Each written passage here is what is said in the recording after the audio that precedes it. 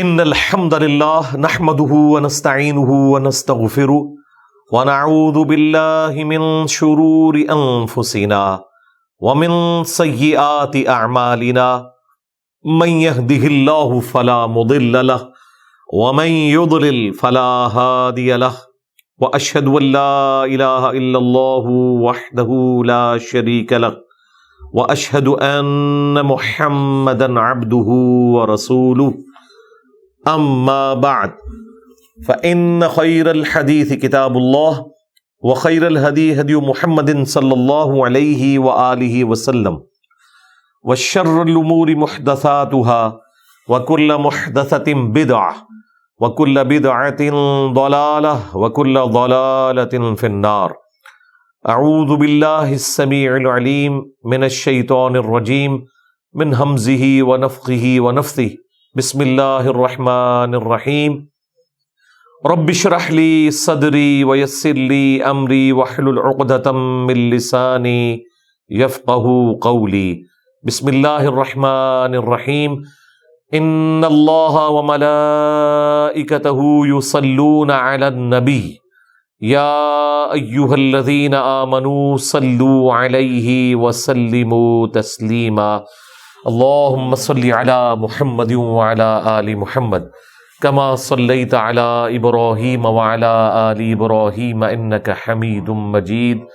اللهم بارك على محمد وعلى آل محمد كما باركت على إبراهيم وعلى آل إبراهيم إنك حميد مجيد. اللهم ربنا آتنا في الدنيا حسنة وفي الآخرة حسنة وقنا عذاب النار. ربنا آتنا من لدنك رحمة وهيئ لنا من أمرنا رشدا. لا إله إلا أنت سبحانك إني كنت من الظالمين. حسبنا الله ونعم الوكيل ولا حول ولا قوة إلا بالله العلي العظيم. آمین. الحمدللہ آج 23 جولائی 2023 کو سنڈے کے دن ہماری یہ قرآن کلاس نمبر 155 کی اسٹوڈیو ریکارڈنگ ہونے جا رہی ہے. آج انشاءاللہ تعالی ہم سورہ ہود کی آیت نمبر 50 سے آنورڈ سٹارٹ لیں گے. سورت نمبر 11 ہے سورہ ہود، اور اس کی ابتدا کے اندر بھی میں نے ذکر کیا تھا کہ اس میں سب سے زیادہ تفصیل کے ساتھ انبیاء کرام اور خصوصاً جو رسول تھے ان کے واقعات آئے ہیں. 2 ہی صورتیں تفصیل کے ساتھ، ایک سورہ ہود اور دوسری سورۃ الاعراف جو آلریڈی ہم پڑھ چکے ہیں. سب سے پہلے اللہ تعالیٰ نے حضرت نوح علیہ السلام کا تفصیلی ذکر فرمایا. ان کے بعد اب ہود علیہ السلام جو کہ خود حضرت نوح علیہ السلام کی نسل میں سے تھے، ان کی اولاد میں سے تھے، ان کی قوم کا ذکر آنے جا رہا ہے. اب یہ بڑی حیران کن بات ہے جو آپ کو ملے گی کہ جب انبیاء کرام علیہ السلام کے ساتھ اہل ایمان کو بچایا جاتا ہے تو اس وقت تو کوئی کافر نہیں ہوتا ان کی قوم کے اندر. لیکن یہ بڑی عجیب بات ہے کہ کچھ عرصہ گزرنے کے بعد انہی مسلمانوں کے اندر کفار پیدا ہو جاتے ہیں، گمراہ لوگ پیدا ہو جاتے ہیں، اور پھر اللہ تعالیٰ کو نیا پیغمبر بھیجنا پڑتا ہے. یہی وہ چیز ہے جو کارل مارکس نے ایک ڈیفرنٹ انداز میں بیان کی، ڈائلیکٹیکل مٹیریلزم. وہ یہ کہتا ہے کہ ایک معاشرے کے اندر 2 مختلف رائے جب آپس میں ٹکراتی ہیں تو ان میں سے پھر ایک آپٹیمل سولوشن کے طور پر چیز سامنے آتی ہے، اور یوں انسان ترقی در ترقی کرتا جا رہا ہے. اور پوری ہسٹری اس کے اوپر گواہ ہے کہ ہمیشہ ایک تھاٹ ابھرتی ہے، اس کی مخالفت میں ایک اور تھاٹ آتی ہے، اور پھر ان دونوں کے مکسچر سے ایک بہتر رزلٹ نمودار ہوتا ہے. ہمارے نزدیک یہ بات بالکل درست ہے، اس طریقے سے ہو رہا ہے، لیکن یہ مٹیریلزم کی وجہ سے نہیں ہو رہا ہے. یہ اللہ تعالیٰ کا ایک قانون قدرت ہے، اور اس میں ایک ویلیو ایڈیشن ہے کہ اللہ تعالیٰ ختم نبوت سے پہلے انبیاء کرام کے ذریعے ان تھاٹس کو ریفائن کیا کرتا تھا. جو غلطیاں آ جاتی تھی انہیں دور فرما کے حق کو اسٹیبلش کیا جاتا تھا. صحیح بخاری کے اندر تفصیلی حدیث موجود ہے کہ جو نوح علیہ السلام کی قوم کے 5 بزرگ تھے ان کی پوجا کی جاتی تھی، ان کی قوم کے لوگ کرتے تھے، اور بیسیکلی وہ اللہ کے نیک بندے تھے۔ ان نیک بندوں کی یاد میں جس جگہ پہ وہ بیٹھ کے عبادت کیا کرتے تھے، قوم نوح نے پتھر رکھنے شروع کر دیے نشانی کے طور پر، اور پھر کچھ عرصہ کے بعد انہی کے بت بنا لیے اور ڈائریکٹلی پھر ان کو پوجنا بھی شروع کر دیا۔ یوں پہلی دفعہ انسانی تاریخ میں شرک آیا تھا قوم نوح کے اندر، اور نوح علیہ السلام جو ہے وہ ان کی اصلاح کے لیے بھیجے گئے۔ وہ سورہ نوح کے اندر پارہ نمبر 29 کے اندر ان 5 بتوں کا ذکر آیا ہے۔ ود تھا، سوا تھا، نصر تھا، یعوق تھا اور یغوث تھا۔ یہاں پہ بھی یعنی غوث کے قریب قریب یہ لفظ بنتا ہے یغوث، اس سے وہ مدد طلب کیا کرتے تھے۔ اب ہونا تو یہ چاہیے تھا کہ نوح علیہ السلام کے مخالفین جب بت پرست مٹا دیے گئے اور اہل ایمان کو بچایا گیا تو اب تو سارے مومنین کی اولاد تھے، لیکن پھر ان کے اندر گمراہی آ گئی، اور یہ بار بار پروسیس جاری رہا۔ آپ دیکھیں قوم ہود ہی میں ایک ڈومیننٹ پرسنالٹی آئی ہے سمود نام کی، جن کی نسبت سے قوم سمود بنی، اور ان میں اللہ تعالیٰ نے صالح علیہ السلام کو بھیجا۔ جب قوم ہود جو اہل ایمان بچائے گئے ان کی نسل خراب ہونا شروع ہوئی عقائد کے اعتبار سے، تو حضرت صالح علیہ السلام ان میں پیغمبر بنا کے بھیجے گئے۔ یہ سلسلہ مسلسل جاری ہے، اور یہ اس امت میں بھی اس طریقے سے جاری ہے۔ صرف ایک فرق ہے کہ اب نبی کوئی نہیں آئے گا، بلکہ نبی کے پیٹرن کے اوپر نبی کی مبارک دعوت کو اللہ تعالیٰ اپنے بندوں کے ذریعے ختم نبوت کی برکت سے قرآن و سنت کی دعوت کو لوگوں تک پہنچائے گا۔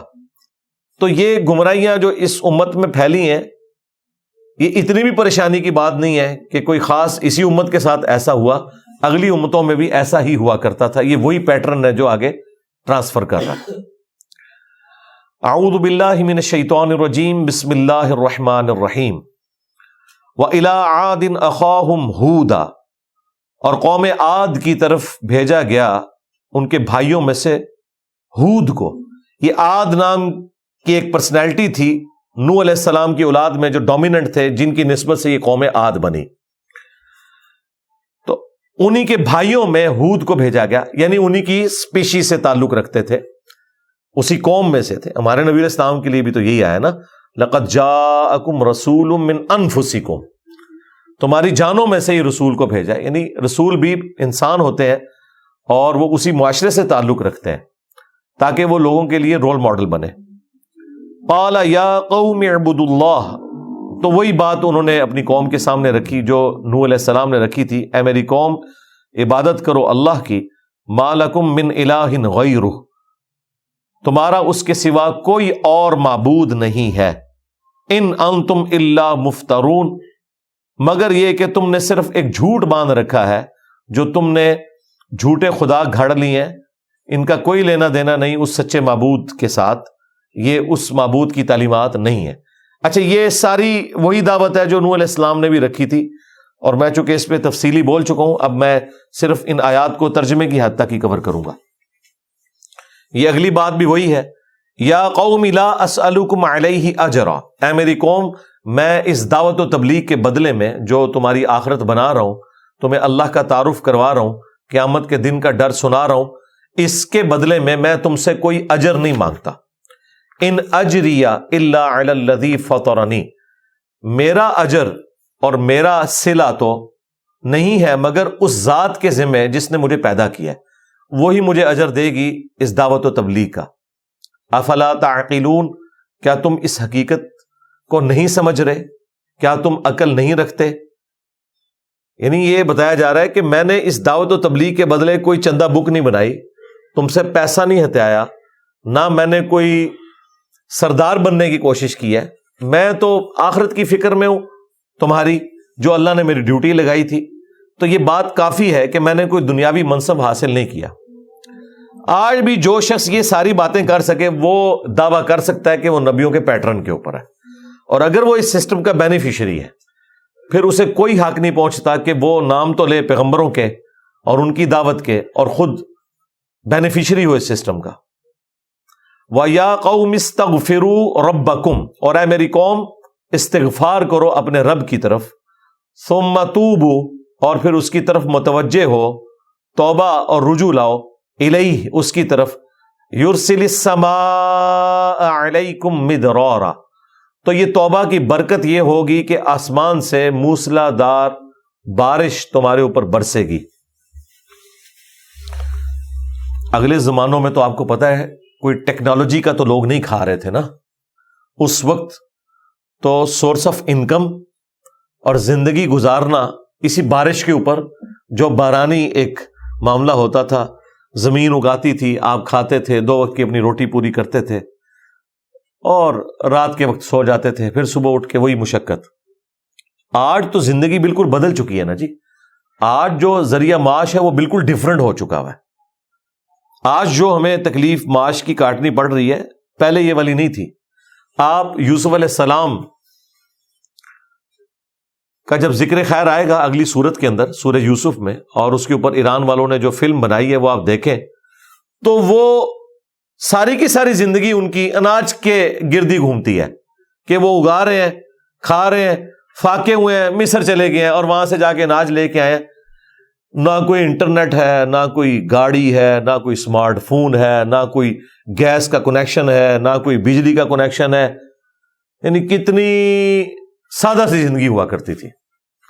اور یہ بھی نہیں ہے کہ کوئی نوکری کرنے کے لیے کراچی سے لاہور آیا ہوا ہے اور لاہور والا بیچارہ کراچی گیا ہوا ہے, اور اس کی وجہ سے ٹرینیں چل رہی ہیں, بسیں چل رہی ہیں, ہوائی جہاز کا سفر لوگ کر رہے ہیں. جو جدھر پیدا ہوا ہے وہ ادھر ہی زمین کے اوپر ہل چلاتا ہے, اپنے حصے کی گندم اگاتا ہے, اور اس کو پیس کے 2 وقت کی اپنی روٹی پوری کرتا ہے. پورا دن مشقت کرتا ہے وہ اسی زمین کے اوپر یا مویشیوں کے اوپر, اور اس سے دودھ حاصل کرتا ہے. سادہ سی زندگی گزار رہا ہے. اتنی سکون کی زندگی تھی. وہ ہمارے استاد اشفاق احمد صاحب نے بڑی اچھی بات کی تھی. انہوں نے کہا دنیا میں سکون چاہتے ہو نا تو دعا کرو کہ یہ پٹرول دوبارہ زمین میں واپس چلا جائے, باہر نہ نکلے. اور حقیقت بات ہے کہ یہ ساری کی ساری بے سکونی اس ٹیکنالوجی کی وجہ سے ہوئی ہے. جہاں اتنی آسائش ہے اس ٹیکنالوجی کی, بے سکونی میں بھی اضافہ ہوا ہے. سب سے بڑی بے سکونی پتہ کیا ہے؟ میرے کو ٹائم کوئی نہیں. وہ اشفاق صاحب کہہ رہے تھے کہ میں نے بحری جہاز میں بھی سفر کیا ہوا ہے انگلینڈ کا, اور ہم لوگ کئی ہفتوں میں پہنچتے تھے. بحری جہاز میں بھی کھلا ٹائم ہوتا تھا, کوئی کام کرنے والا ہی نہیں ہے, گپ شپ مارنی ہے, کوئی کلمی کام کرنا ہے وہ آپ کر لیں. وہاں جا کے بھی زندگی اتنی تیز رفتاری کے ساتھ نہیں تھی. لیکن اب آپ چند گھنٹوں میں انگلینڈ پہنچ جاتے ہیں, لیکن جاتے ہوئے بھی افراتفری, جہاز میں بھی افراتفری, وہاں جا کے بھی افراتفری, اور واپس پھر افراتفری. ٹائم ہی نہیں ملتا. اس کی پریکٹیکل مثال آپ نے دیکھنی ہے, آپ روڈ کے اوپر دیکھیں کہ روڈ کے اوپر ہمارے نوجوان بڑی تیزی کے ساتھ موٹر بائک چلا رہے ہوتے ہیں. اس لیے نہیں کہ انہوں نے جلدی کالج پہنچنا ہے, یونیورسٹی پہنچنا ہے یا پڑھنا ہے, نہیں, اس لیے کہ انہوں نے اپنے دوستوں کو ٹائم دیا ہوا ہے کہ فلاں ہوٹل پہ بیٹھ کے ہم نے آدھے پونے گھنٹے گپیں مارنی ہے اور 15 منٹ لگا کے دودھ پتی کا ایک کپ پینا ہے. اس کے لیے انہیں 100 کی سپیڈ پہ موٹر بائک چلانا پڑتا ہے, وہ چلائیں گے چاہے وہ ہوٹل تک نہ پہنچ سکیں, قبرستان ہی پہنچے وہاں سے.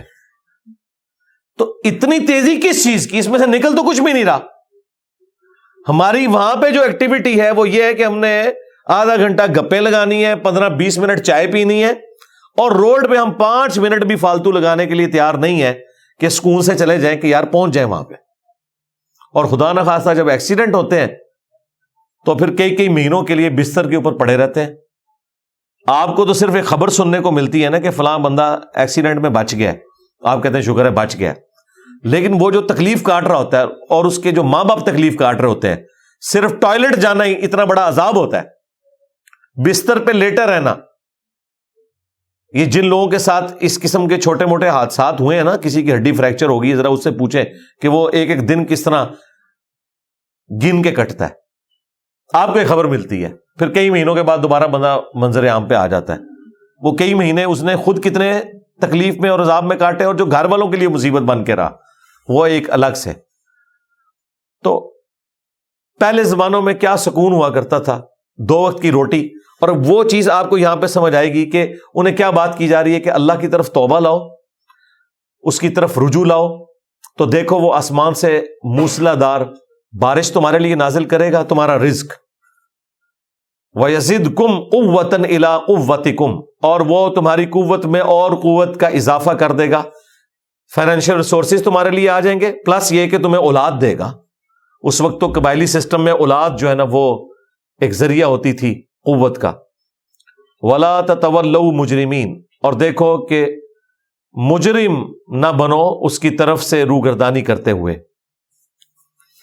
اب یہ مختصر سی دعوت تھی توحید کی، آخرت کی، اور اس کے اگینسٹ اللہ تعالیٰ کی طرف سے نعمتوں کی۔ اب ذرا جواب سنیں، یہ وہی جواب ہے جو آج بھی مسلمان آپ کو دیں گے، الفاظ چینج ہیں، تھیم وہی ہوگی۔ قالوا یا ہود، انہوں نے کہا اے ہود، ما جئتنا ببینہ، تو ہمارے پاس کوئی دلیل تو نہیں لے کے آیا، کوئی ایسی کہ جسے ہم قبول کریں۔ وما نحن بتارکی آلہتنا عن قولک، اور نہ ہم اپنے خداؤں کو چھوڑنے والے ہیں جن خداؤں کی وہ عبادت اپنے آباء و اجداد کی پیٹرن کے اوپر کر رہے تھے، صرف تیرے کہنے کے اوپر۔ وما نحن لک بمؤمنین، اور ہم کبھی بھی تیرے اوپر ایمان لانے والے نہیں ہیں۔ ان نقول، ہم تو بس تیری اس دعوت کے جواب میں یہی تجھے کہیں گے، الا تراک بعض آلہتنا بسوء، کہ تجھے ہمارے ہی کسی خدا نے دماغی خلل کے اندر مبتلا کر دیا۔ یہ جو تو بہکی بہکی باتیں کر رہے ہیں نا، یہ ہمارے کسی بزرگ کی مار پڑ گئی ہے تیرے اوپر۔ تو اب اس قسم کی گفتگو آج بھی لوگ آپ کو کرتے سنائی دیں گے کہ جی اے اللہ دی مار پی گئی ہے جی، اے ساڑھے بزرگوں نے ہی پی گئے نے۔ بھئی کسی کے بزرگ کو نہیں ہم پڑھے، ہم تو ان لوگوں کو بے نقاب کر رہے ہیں جنہوں نے رسول اللہ کے ساتھ غداری کی ہے صلی اللہ علیہ وآلہ وسلم۔ یعنی دوسرے معنوں میں وہ لوگ جو خود اس امت کے لیے مصیبت بنے ہوئے تھے، اس امت کو اس مصیبت سے نجات دلانے کی کوشش کر رہے ہیں۔ چلیں اگر وہ نہیں تھے تو ان کی تعلیمات، چلیں ان کی تعلیمات بھی نہیں تھی تو ان کی طرف منسوب تعلیمات، اگر ہم نے ایک ٹن حسن زن رکھنا ہے اپنے سر کے اوپر۔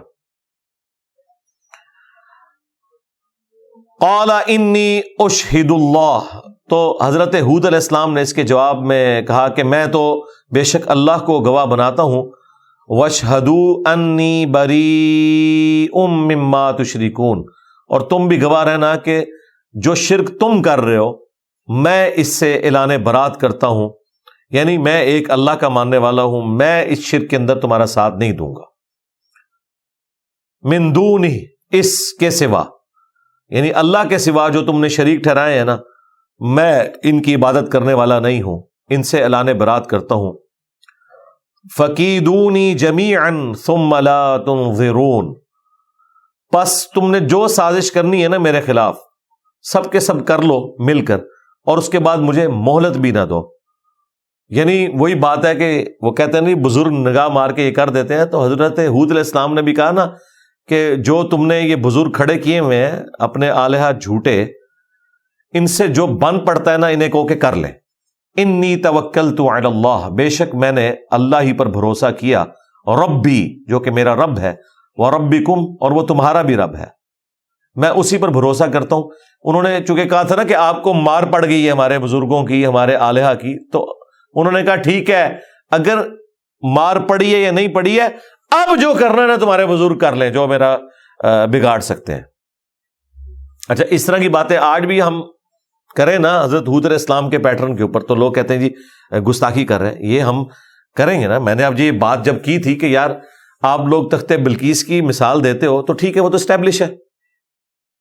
اگر آپ کہتے ہو ہمارے بزرگ بھی یہ سب کچھ کر سکتے ہیں تو لاؤ وائٹ ہاؤس کو مارگلا ہلز کے اوپر رکھو، ہم مان لیں گے۔ حضرت ہود علیہ السلام نے تو اس سے بھی سخت بات کی ہے کہ تم کہتے ہو کہ میرے اوپر مار پڑ گئی ہے تو بلا لو جتنے بزرگ ہیں، جو مار ڈالنا چاہتے ہیں وہ ڈال لیں، میں نے تو اللہ کے اوپر بھروسہ کیا ہے، میں اسی کے اوپر توکل کرنے والا ہوں، اور مجھے مہلت بھی نہ دینا، کر لو جو کچھ ہوتا ہے۔ ما من دابۃ الا هو آخذ بناصیتها، کوئی بھی زمین پر چلنے پھرنے والا نہیں ہے مگر یہ کہ اللہ تعالیٰ نے اسے پیشانی کے بالوں سے پکڑ رکھا ہے۔ اب یہ بڑی اہم آیت ہے، میرا ایک کلپ بھی یوٹیوب کے اوپر اپلوڈ ہے۔ انسٹرومنٹ آف انٹلیکٹ برین ہے یا ہارٹ، یعنی سوچنے کا جو آلہ ہے وہ دل ہے یا دماغ؟ چونکہ قرآن لٹریچر کی بک ہے، قرآن میں جب بھی عقل کا ذکر آتا ہے، سوچنے سمجھنے کا ذکر آتا ہے، تو دل کا ذکر آتا ہے۔ لیکن یہ ایک بڑا یونیک موقع ہے قرآن میں جہاں پہ اللہ تعالیٰ نے کہا ہے کہ کوئی مخلوق ایسی نہیں ہے چلنے پھرنے والی مگر یہ کہ اسے میں نے پیشانی کے بالوں سے تھام رکھا ہے۔ اب یہ پیشانی کے بال یہ دماغ کی طرف ہی اشارہ ہے۔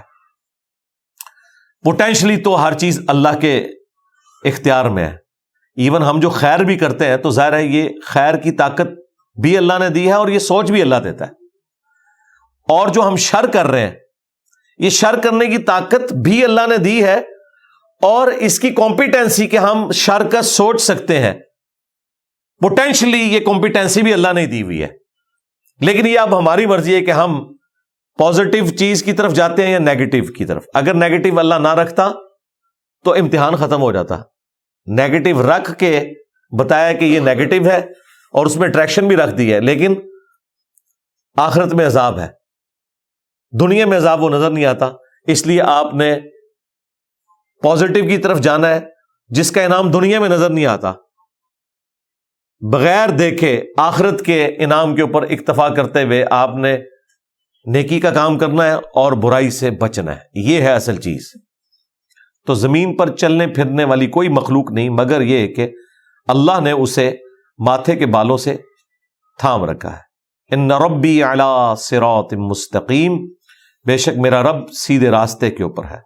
فَإِن تَوَلَّوْا، پھر اگر تم روگردانی کرو گے، فَقَدْ أَبْلَغْتُكُمْ مَا أُرْسِلْتُ بِهِ إِلَيْكُمْ، تو دیکھو میں نے تو پہنچا دیا ہے تمہاری طرف اپنے رب کا وہ پیغام جس کے ساتھ مجھے بھیجا گیا تھا، تم تک پہنچا دیا۔ وَيَسْتَخْلِفُ رَبِّي قَوْمًا غَيْرَكُمْ، اور عنقریب ایسا ہو سکتا ہے کہ اللہ تعالیٰ جانشین بنا دے کسی اور قوم کو تمہارے سوا، یعنی تمہیں ختم کر کے کوئی نئی قوم لے آئے۔ وَلَا تَضُرُّونَهُ شَيْئًا، اور تم اللہ کا کچھ بگاڑ بھی نہیں سکو گے۔ اور یہ ہو بھی گیا، اہل ایمان بچا لیے گئے اور دوسروں کو تباہ و برباد کر دیا گیا۔ ان ربی علی کل شیء حفیظ، بے شک میرا رب ہر چیز کے اوپر نگہبان ہے۔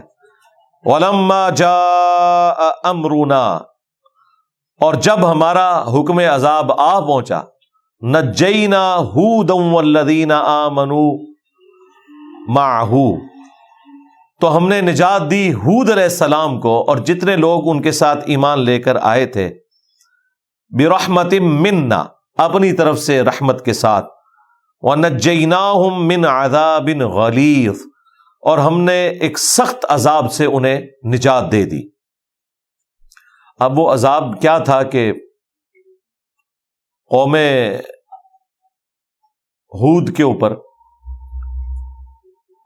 اللہ تبارک و تعالیٰ نے ایک سائبان بھیجا بادل کی شکل میں، اور قحط سالی تھی وہاں، وہ سمجھے یہ بادل جو ہے وہ برسنے کے لیے آیا، اس میں سے آگ نکلی، اور 7 دن اور 8 دن اور 7 راتوں تک مسلسل ہوائی جھکڑ کا جو یہ عذاب ہے یہ ان کے اوپر مسلط ہوا، اور جس طرح درختوں کے تنے جو کھوکھلے درخت ہوتے ہیں کھجور کے وہ گر جاتے ہیں، اس طرح ان کے لاشیں گرے پڑے ہوئے تھے۔ یہ عذاب ان کے اوپر آیا جو باقی صورتوں میں تفصیل کے ساتھ آیا ہے۔ وَتِلْكَ عَاد، اور یہ تھی قوم عاد، جَحَدُوا بِآيَاتِ رَبِّهِمْ، جنہوں نے اپنے رب کی آیات کا انکار کیا، وَعَصَوْا رُسُلَهُ، اور نافرمانی کی اس کے رسولوں کی۔ اچھا، رسول تو ایک تھے لیکن اللہ نے جمع کا صیغہ استعمال کیا اس لیے کہ ایک رسول کا انکار سارے رسولوں کا انکار ہے، کیونکہ رسولوں کی دعوت ایک ہے نا۔ لہٰذا آپ قرآن میں جگہ جگہ دیکھیں گے کہ وقت کے پیغمبر کا جب وہ قوم انکار کرتی ہے تو اللہ تعالیٰ اس انکار کو جمع کے صیغے کے ساتھ ذکر کرتا ہے کہ رسولوں کا انکار کر دیا. یعنی رسولوں کی دعوت تو ایک ہی ہے نا. نبی صلی اللہ علیہ وآلہ وسلم کا انکار بھی سارے رسولوں کا انکار ہے. عیسیٰ ابن مریم کا انکار بھی سارے رسولوں کا انکار ہے. وَاتَّبَعُوا أَمْرَ كُلِّ جَبَّارٍ عَنِيدٍ، اور انہوں نے پیروی کی ہر متکبر، حق سے اناد کرنے والے شخص کی، یعنی اپنے سرداروں کی انہوں نے پیروی کی. وَأُتْبِعُوا فِي هَذِهِ الدُّنْيَا لَعْنَةً، اور ان کے پیچھے اس دنیا کی زندگی میں بھی لعنت لگا دی گئی، یعنی اللہ کی رحمت سے دور، اور اسی وجہ سے تو عذاب آیا. وَيَوْمَ الْقِيَامَةِ، اور قیامت کے دن بھی، أَلَا إِنَّ عَادًا كَفَرُوا رَبَّهُمْ، کان کھول کر سن لو، آگاہ ہو جاؤ کہ بے شک قوم عاد نے اپنے رب کا کفر کیا تھا. الا بعدا لعاد قوم ہود، آگاہ ہو جاؤ، پھٹکار ہو، بربادی ہو عاد کے لیے جو کہ ہود کی قوم تھی. یہاں پر حضرت ہود علیہ السلام کا واقعہ کنکلوڈ ہوا. اب پھر وہی کہ ہود علیہ السلام اہل ایمان بچا لیے گئے، لیکن پھر انہی کی نسل میں دو فرقے پیدا ہو گئے، انبیاء کے گستاخ، انبیاء کے نہ ماننے والے، اور انبیاء کرام کے ماننے والے. اور وقت کے ساتھ ساتھ دوسری پارٹی ڈومیننٹ ہو گئی، تو پھر اللہ تعالیٰ نے انہی میں حضرت صالح علیہ السلام کو بھیجا. اسی قوم عاد کی اولاد میں سے سمود نامی کوئی شخصیت تھی جن کے نام کے اوپر اس قوم کا نام قوم سمود پڑا. وَإِلَىٰ ثَمُودَ أَخَاهُمْ صَالِحًا، اور ہم نے قوم سمود کی طرف انہی کے بھائیوں میں سے صالح کو بھیجا. قَالَ يَا قَوْمِ اعْبُدُوا اللَّهَ، انہوں نے بھی وہی دعوت دی کہ اے میری قوم عبادت کرو اللہ کی. مَا لَكُم مِّنْ إِلَٰهٍ غَيْرُهُ، اس کے سوا کوئی بھی تمہارا معبود نہیں ہے. هُوَ أَنشَأَكُم مِّنَ الْأَرْضِ، اسی نے پیدا کیا تمہیں زمین سے. زمین سے انسان پیدا ہوا ہے، کیونکہ زمین کی خوراک سے ہی تو پروان چڑھتا ہے. ایک تو مٹی سے پیدا ہوا، دوسرا اس کی پرورش جو ہوتی ہے وہ زمین کی خوراک سے ہوتی ہے. بارش کے ذریعے اللہ تعالیٰ کھیتیاں اگاتا ہے، ان کھیتیوں کو ہم کھاتے ہیں، جانور بھی ان کھیتیوں کو کھاتے ہیں، پھر ان جانوروں کو ہم کھاتے ہیں. یہ سارے کا سارا جو فوڈ کا ایک چین اور ایک سرکل چل رہا ہے نا، یہ سارے کا سارا زمین سے ہی ہے. سورج اور زمین، ان دونوں کے ملنے سے یہ سارے کے سارا نظام حیات چل رہا ہے. تو اس نے زمین سے تمہیں اٹھایا. وَاسْتَعْمَرَكُمْ فِيهَا، اور تمہیں بسا دیا اس میں. فَاسْتَغْفِرُوهُ، تو اسی کی طرف مغفرت طلب کرو. ثُمَّ تُوبُوا إِلَيْهِ، پھر اسی کی طرف رجوع لاؤ. إِنَّ رَبِّي قَرِيبٌ مُجِيبٌ، بے شک میرا رب بہت قریب ہے اور دعائیں سننے والا ہے، التجا سننے والا ہے. قَالُوا يَا صَالِحُ، تو ان کی قوم نے جواب میں کہا کہ اے صالح، قَدْ كُنْتَ فِينَا مَرْجُوًّا، تم ہم ہی میں سے ایک شخص تھے جس کے بارے میں ہمیں بڑی امیدیں تھیں. قبل هذا اتنہانا، اس دعوت حق سے پہلے ہمیں تم سے بڑی امید لگی ہوئی تھی کہ تم ایک ہونہار شخص ہو ہماری قوم کے، اور تم نے ہماری قوم کا نام بلند کرنا ہے، لیکن تم نے آ کر یہاں پہ درار ڈال دی ہے. یعنی جو پیغمبر ہوا کرتے تھے وہ اپنی قوم اور قبیلے میں اعلیٰ خاندانوں سے ہوتے تھے اور ایکسٹرا آرڈنری پرسنالٹیز ہوتے تھے، ذہین ترین لوگ ہوتے تھے. ہمارے محبوب علیہ السلام بھی تو صادق اور امین اعلان نبوت سے پہلے تھے. آپ علیہ السلام کے اوپر بھی بڑی امیدیں تھیں قریش مکہ کی کہ یہ قریش کا نام روشن کریں گے، لیکن بعد میں انہوں نے ہی بدوائیں دی کہ اس شخصیت کی وجہ سے قریش کا خاندان دو ٹکڑے ہو گیا. باپ اس طرف کھڑا ہے بدر میں، بیٹا اس طرف کھڑا ہوا ہے. تو اے صالح، یہ دعوت توحید بلند کرنے سے پہلے تو ہم میں ایک ایسا شخص تھا جس سے ہمیں بڑی امید تھی. اتنہانا ان نعبد ما یعبد آباؤنا، کیا تو ہمیں منع کرتا ہے اس چیز سے کہ ہم عبادت کریں اس کی کہ جن کی عبادت کرتے ہوئے ہم نے اپنے آباء و اجداد کو، بزرگان دین کو پایا ہے. تو ان جھوٹے خداؤں سے جن کو تم جھوٹا سمجھتے ہو، ان معبودوں سے ہمیں ہٹانا چاہتے ہو. وَإِنَّنَا لَفِي شَكٍّ مِّمَّا تَدْعُونَا إِلَيْهِ مُرِيبٍ، اور بے شک ہم اس کے بارے میں شک میں مبتلا ہے جس کی طرف تم ہمیں بلا رہے ہو، ہم تو شک میں مبتلا ہو چکے ہیں، ہمارے دل میں وہ بات ٹھکتی نہیں ہے۔ اب مجھے بتائے، پیغمبر سے بہتر کوئی بات سمجھا سکتا ہے؟ اللہ کی وحی سے بہتر کوئی سلیبس ہو سکتا ہے؟ لیکن جب وہ پیغمبر دنیا میں موجود ہوتے ہیں تو اس وقت بھی کئی لوگ ایسے ہوتے ہیں جو کہتے ہیں کوئی آپ کی بات میں وزن نہیں ہے، کوئی دلیل نہیں ہے، دلیل ہو بھی تب بھی ان کو یہ سمجھ نہیں آ رہی یا وہ سمجھنا نہیں چاہتے۔ لہٰذا آج اگر ہم کسی کے سامنے قرآن و سنت رکھیں اور کہیں جی میں قائل نہیں ہوں اس کے اوپر، تو نہ ہو، تیرے بڑے بھی نہیں ہوتے تھے اور ان کے بڑے بھی نہیں ہوتے تھے، جب ہمارے بڑے انہیں دعوت دیا کرتے تھے کہ اپنے بڑوں کو چھوڑ دو، تو تمہارے بڑوں نے بھی اپنے بڑوں کو نہیں چھوڑا، تو تم بھی ہمارے کہنے پر اپنے بڑوں کو کیسے چھوڑو گے؟ ایک ہی بات ہے، مینٹلٹی وہی ہے۔ قال یا قوم ارأیتم ان کنت علی بینۃ من ربی، تو انہوں نے کہا کہ اے میری قوم، بھلا ذرا بتاؤ تو کہ اگر میں روشن دلیل پر ہوں اپنے رب کی طرف سے، وآتانی منہ رحمہ، اور اس نے مجھے رحمت عطا کی ہے، فمن ینصرنی من اللہ، تو مجھے ذرا یہ بتاؤ کہ اگر میں یہ حق کا راستہ چھوڑ دوں، یہ دعوت کا کام چھوڑ دوں، تو کون ہے جو مجھے بچا لے اللہ سے؟ ان عصیتہ، اگر میں اس کی نافرمانی کروں، نافرمانی اس سبب سے بھی کہ میں دعوت کا کام چھوڑ دوں، اور اس سبب سے بھی کہ خدا نخواستہ میں تمہارے راستے پر چل پڑوں، یہ تو نہیں ہو سکتا تھا، لیکن دعوت کا روکنا بھی اللہ کی نافرمانی ہے۔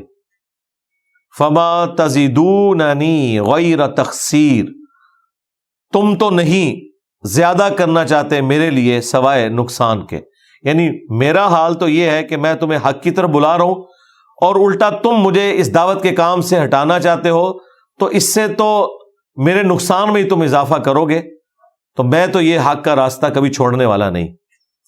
وَيَا قَوْمِ هَٰذِهِ نَاقَةُ اللَّهِ، اور اے میری قوم، یہ ہے اللہ کی اونٹنی، لَكُمْ آیَہ، جو تمہارے لیے ایک نشانی ہے۔ انہوں نے حضرت صالح علیہ السلام سے ریکویسٹ کی تھی کہ ہمیں ایک معجزہ دکھائیں، اور معجزہ یہ کہ جو پہاڑ ہے اس میں سے ایک اونٹنی نمودار ہو، اور پہاڑ میں سے تو اونٹنی نہیں نکل سکتی، یعنی اونٹنی میں سے کوئی اونٹ کا بچہ، اونٹنی کا بچہ نکلے اور وہ بڑا ہو۔ بارہ اللہ تعالیٰ نے یہ معجزہ دکھا دیا۔ اب جب وہ معجزہ ظاہر ہو گیا تو بجائے اس کے کہ وہ دعوت قبول کرتے، وہ سرکشی پر اتر آئے، تو اللہ تعالیٰ نے ان کے اوپر ایک اور آزمائش اس حوالے سے ڈال دی کہ یہ اللہ کی اونٹنی تمہارے لیے نشانی ہے، فَذَرُوهَا، پس اسے چھوڑے رکھو، چونکہ اللہ کی اونٹنی ہے، تأکل فی ارض اللہ، کہ یہ اللہ کی زمین میں کھاتی پیتی رہے، ولا تمسوها بسوء، اور کسی برائی کے ارادے سے تم نے اس کی طرف اپنے ہاتھ نہیں بڑھانے۔ اب ظاہر ہے ان کے لیے آزمائش بن گئی، وہ اونٹنی ایک دن اونٹنی کے لیے مقرر تھا کہ وہ پانی پیتی تھی، اور ایک دن باقی پوری قوم کے جو جانور تھے وہ پانی پیا کرتے تھے۔ کچھ عرصے ہی انہوں نے برداشت کیا، پھر وہی ہوا کہ انہوں نے اس اونٹنی کو قتل کر دیا، تو یہ آزمائش ان کے لیے بن گئی۔ فَيَأْخُذَكُمْ عَذَابٌ قَرِيبٌ، اگر تم نے اس اونٹنی کو کوئی نقصان پہنچایا تو تمہیں بڑے دن کا عذاب بہت جلد آگ پکڑے گا۔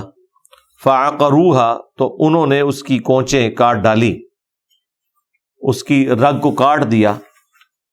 فَقَالَ تَمَتَّعُوا فِي دَارِكُمْ، تو حضرت صالح علیہ السلام نے کہا کہ بس اب کچھ عرصہ تم زمین میں لطف اٹھا لو، فی دارکم ثلاثۃ ایام، 3 دنوں تک، ذالک وعد غیر مکذوب، اور یہ ایک ایسا وعدہ ہے جو جھٹلایا نہیں جا سکتا، بس 3 دن کے بعد تم پر عذاب آ جائے گا، کیونکہ اللہ تعالیٰ نے وحی کے ذریعے حضرت صالح علیہ السلام کو بتا دیا تھا کہ جب یہ اس قسم کی حرکت کریں گے تو اس کے 3 دن کے بعد تم پر عذاب آ جائے گا۔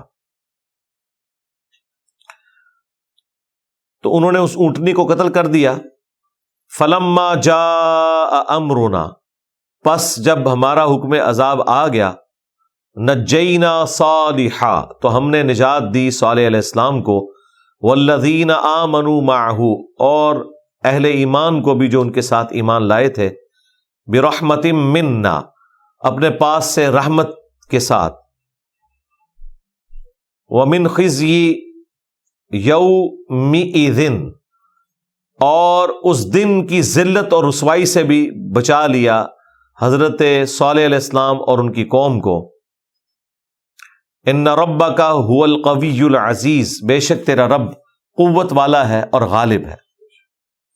وَأَخَذَ الَّذِينَ ظَلَمُوا الصَّيْحَةَ، اور پکڑ لیا ان کفار کو ایک چنگھاڑ نے، یعنی ایک کڑک آئی خوفناک، ایک زوردار آواز آئی، فَأَصْبَحُوا فِي دِيَارِهِمْ جَاثِمِينَ، تو وہ اپنے گھروں میں گھٹنوں کے بل اوندے پڑے رہ گئے، كَأَن لَّمْ يَغْنَوْا فِيهَا، اور وہ اس طریقے سے ختم ہو گئے گویا وہ کبھی وہاں پر آباد ہی نہیں تھے۔ الا ان ثمود، آگاہ ہو جاؤ کہ بے شک سمود نے کفروا ربہم، اپنے رب کا کفر کیا، الا بعدا لثمود، آگاہ ہو جاؤ بربادی ہے، پھٹکار ہے قوم سمود کے لیے۔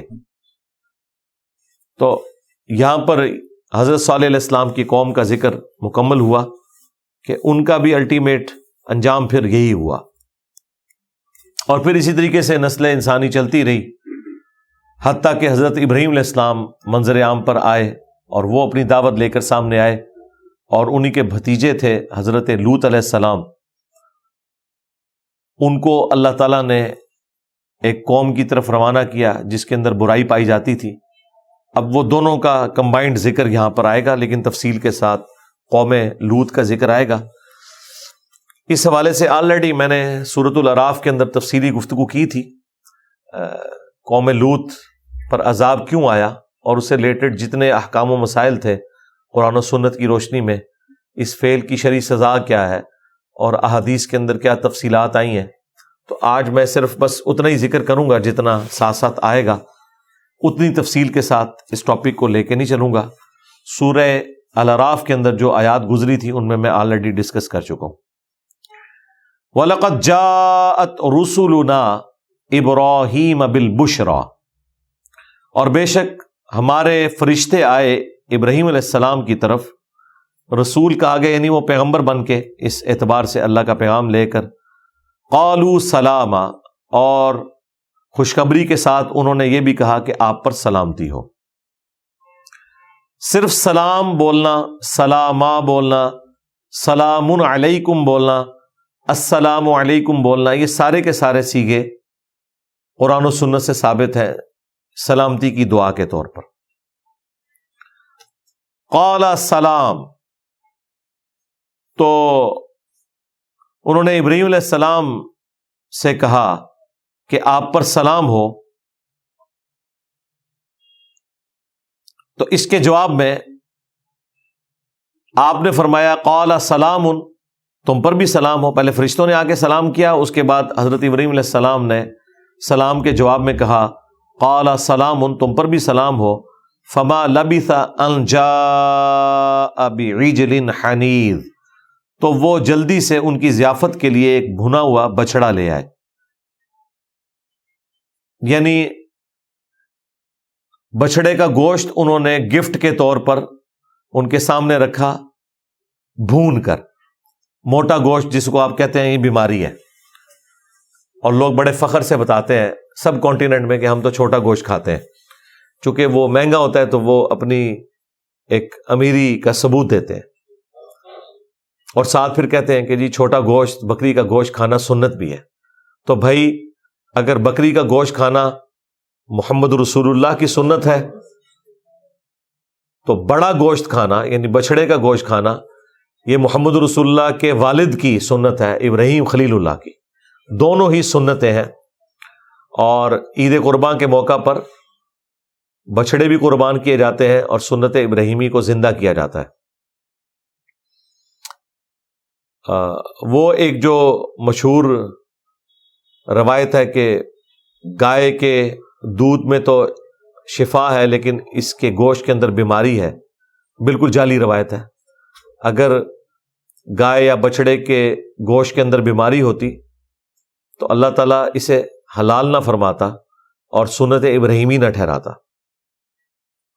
ہمارے پڑوسی ملک انڈیا کے اندر چونکہ گائے کی قربانی کے اوپر پابندی ہے، اس لیے وہاں پہ یہ جعلی روایت کافی چل گئی لوگوں کو قائل کرنے کے لیے کہ لوگ اس کو قربان نہ کریں۔ میں بھی اس حق میں ہوں اس اعتبار سے کہ اگر فتنہ فساد کھڑا ہوتا ہو، اس کی وجہ سے مسلمانوں کا قتل و غارت ہوتا ہو، تو پھر کیا ضرورت ہے کہ جان بوجھ کے آپ اس چیز کو قربان کریں جس کی وجہ سے پھر مسلمانوں کی قربانی آپ کو دینی پڑ جائے۔ ٹھیک ہے، آپ بھیڑ، بکری، دمبا، اونٹ وہ قربان کر لیں، ضروری ہے آپ نے گائے کو ذبح کر کے اور مردہ سنت کو زندہ کرنے کی کوشش کرنی ہے؟ اللہ تعالیٰ نے جب آپشن دیے ہیں اور کیٹاسٹرافک کنڈیشن ہے تو آپ اس آپشن کو اویل کریں۔ بہرحال وہ بھنا ہوا بچڑا لے آئے۔ فَلَمَّا رَأَىٰ أَيْدِيَهُمْ لَا تَصِلُ إِلَيْهِ، پھر ابراہیم علیہ السلام نے جب نوٹ کیا کہ وہ جو مہمان انسانی شکل میں فرشتے آئے ہوئے تھے، جو ابراہیم علیہ السلام کو نہیں پتا تھا کہ یہ فرشتے ہیں، انہوں نے اس گوشت کی طرف کوئی ہاتھ نہیں بڑھایا۔ یہ کیسے ہو سکتا ہے کہ مسافر آئے اور اس کے اوپر سفر کے آثار بھی ہوں اور آپ اس کے سامنے فریش گوشت لا کے بھنا ہوا رکھیں اور وہ نہ کھائے اس میں سے؟ جب انہوں نے اس کی طرف التفات نہیں کیا نا، نَكِرَهُمْ، تو حضرت ابراہیم علیہ السلام کو جب یہ اندازہ ہوا کہ یہ اس کی طرف متوجہ نہیں ہو رہے، تو حضرت ابراہیم علیہ السلام جو ہے نا وہ تھوڑا سا اپنے جی کے اندر انہیں خوف سا محسوس ہوا۔ وَأَوْجَسَ مِنْهُمْ خِيفَةً، دل ہی میں وہ اندیشہ کرنا شروع ہو گئے، ان سے اجنبیت فیل ہونا شروع ہوگی۔ نَكِرَهُمْ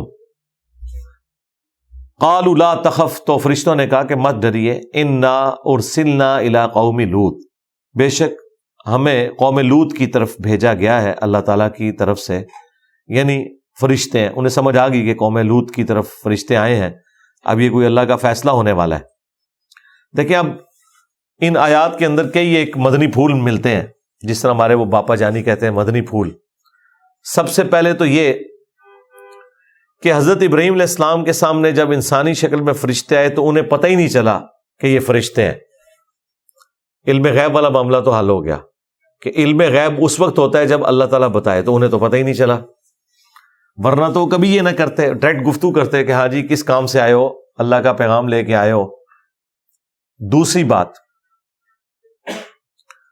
ان فرشتوں نے بھی آج کی ڈاکٹرن میں تو تھوڑی سی گستاخی کر دی کہ خام خواہ حضرت ابراہیم علیہ السلام کو ایک کام کرنا پڑا۔ آپ ذرا امیجن کریں کہ وہ بچڑا ذبح ہوا ہوگا، پھر اس کی کھال اتری ہوگی، گوشت بنایا ہوگا، فریج تو نہیں تھے کہ آپ نے پہلے ہی سنبھال کے رکھا ہوا تھا، تازہ بچڑا، اتنی تکلیف کاٹ کے کئی گھنٹوں کی انہوں نے ہڈیاں پکائی۔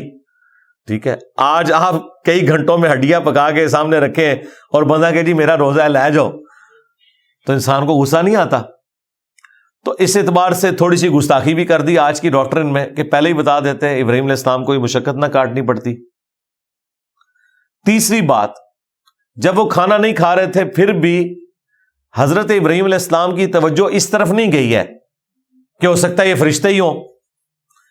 اس چیز نے دوبارہ کنفرم کر لیا کہ علم غیب اس زمانے میں اس طرح نہیں ہوتا تھا جب تک کہ اللہ تعالیٰ نہ بتائے، اور حقیقت یہ ہے کہ علم غیب یہی ہوتا ہے کہ اللہ کے بتانے سے پتہ چلتا ہے۔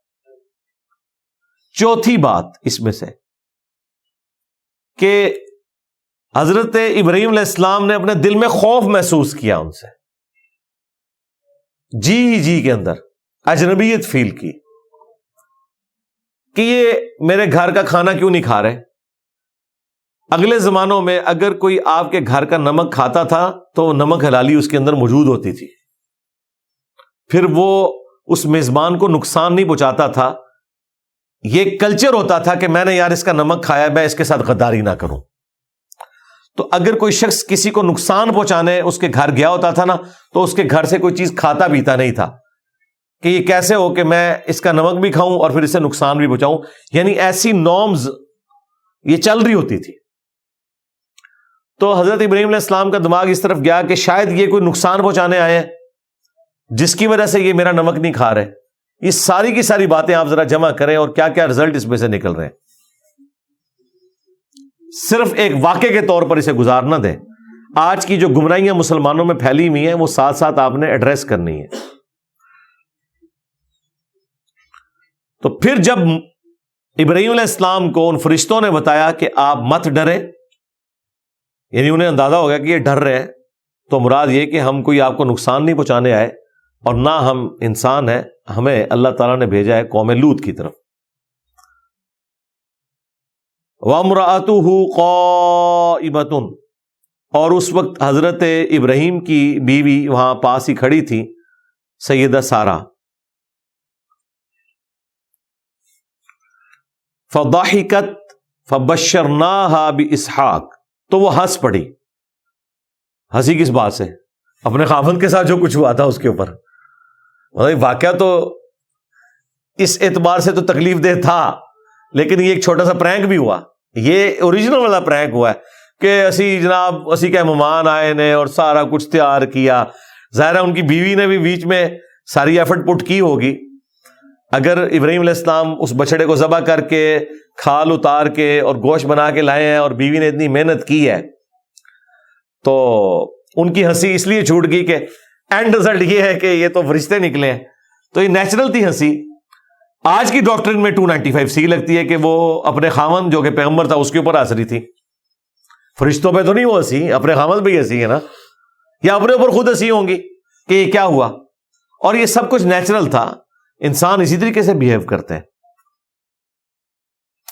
تو جب وہ ہنسی تو اللہ تعالیٰ فرماتے ہیں ہم نے انہیں بشارت دی. فَبَشَّرْنَاهَا بِإِسْحَاقَ، اسحاق کی انہیں بشارت دی. یعنی وہ ہنسی کیا، ان کو اگلی ایک بات فکر والی ڈال دی. یعنی وہ بوڑھی عورت تھی، حضرت ابراہیم علیہ السلام بھی 90+ ہو چکے ہوئے تھے اور سیدہ سارہ بھی 70-80+ تھیں. تو ایک تو وہ ہنسی اور اوپر سے فرشتوں نے اس ہنسی کے اندر مزید اضافہ کر دیا. ٹھیک ہے، وہ پنجابی میں کہتے ہیں نا کہ آسے دا پڑاسا ہو گیا. تو اس پہ وہ نہیں ہنسی ہیں، بلکہ وہ دوسری جگہ پہ آتا ہے کہ انہوں نے فوراً اپنا ہاتھ ماتھے پہ مارا یوں کر کے کہ اس بڑھاپے میں مجھے اولاد کی بشارت دے رہے ہو.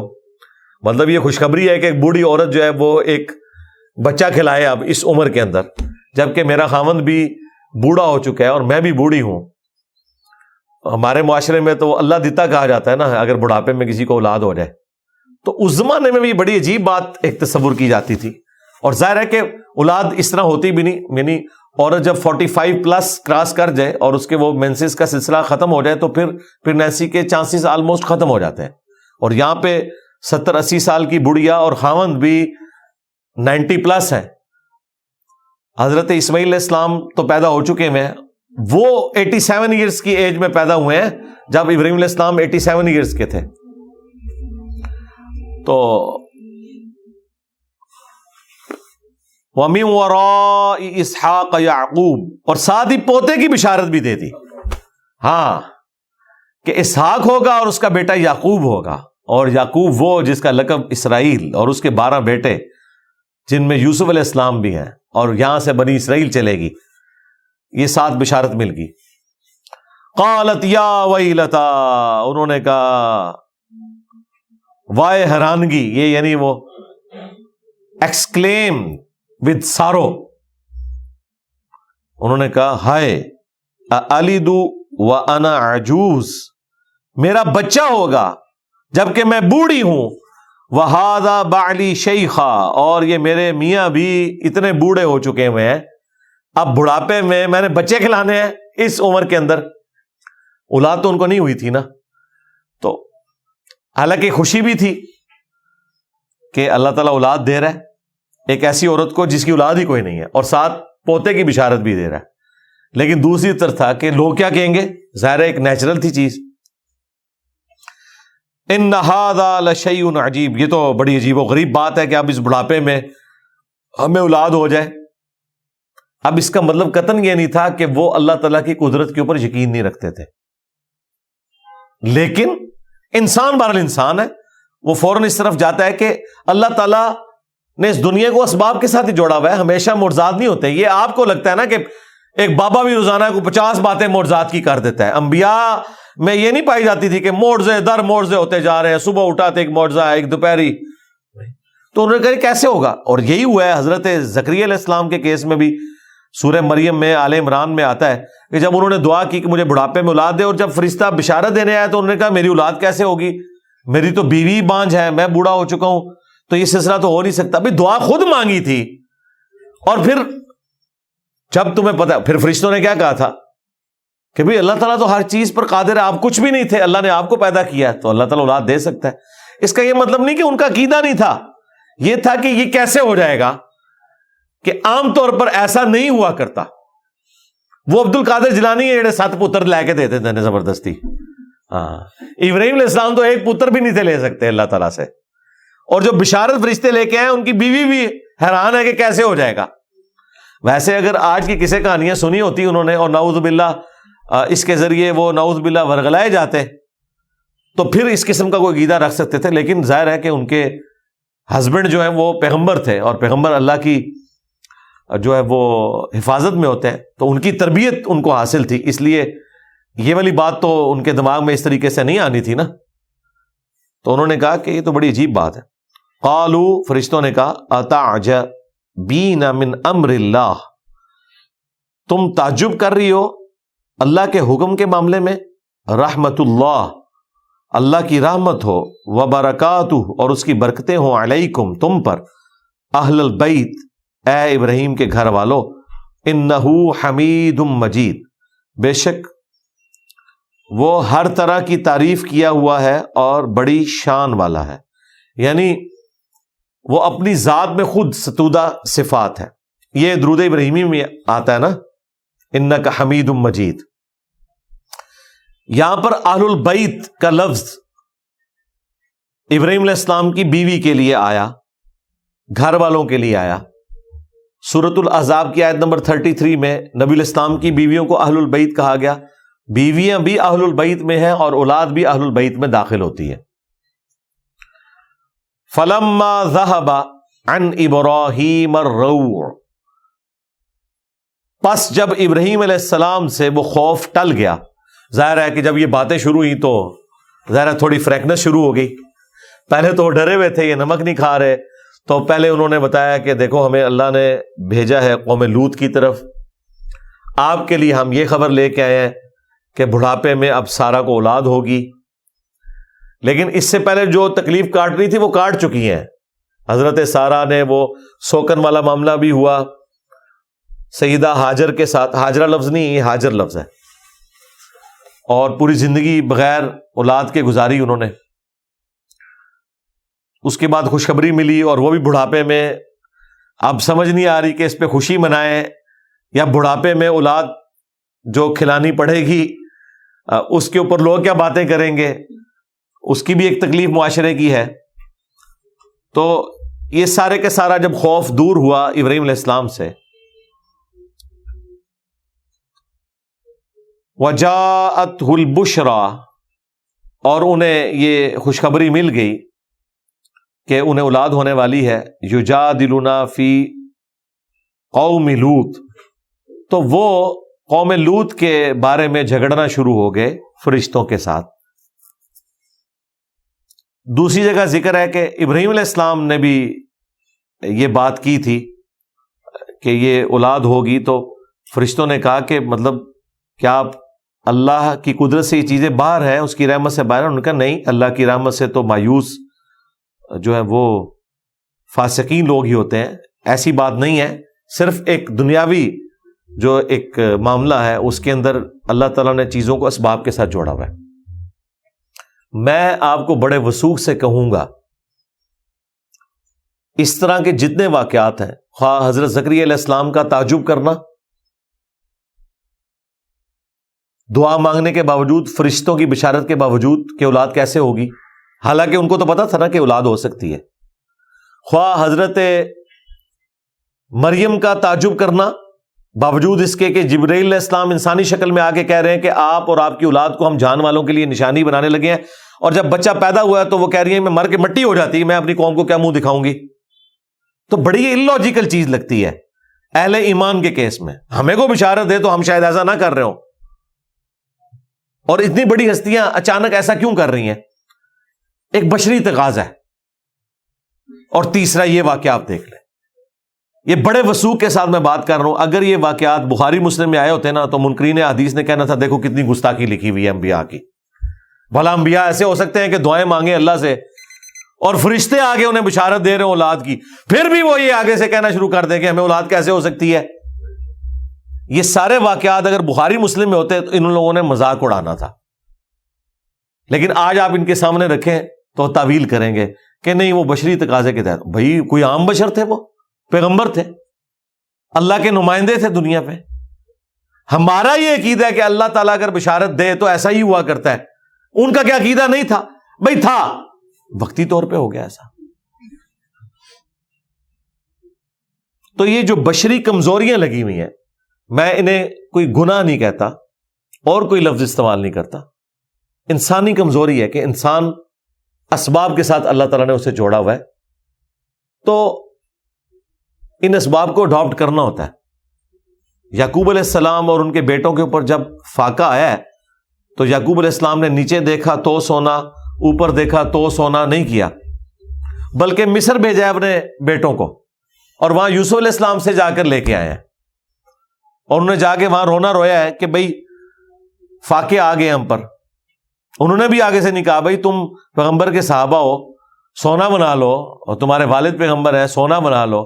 بھئی ایسا تو نہیں ہوا کرتا بھائی. دنیا کو اللہ نے اسباب کے ساتھ جوڑا ہوا ہے. تو اللہ تعالیٰ فرما رہا ہے جب ان کا خوف ختم ہوا، یجادلنا فی قوم لوط، تو انہوں نے قوم لوط کے بارے میں جھگڑا کرنا شروع کر دیا فرشتوں کے ساتھ. اب یہ کیا جھگڑا تھا، کیا گفتگو ہوئی، کچھ حصہ قرآن میں موجود ہے، باقی تورات کے اندر وہ ذکر تفصیل کے ساتھ آیا ہے. وہ انشاءاللہ ایک انٹرسٹنگ چیز ہے.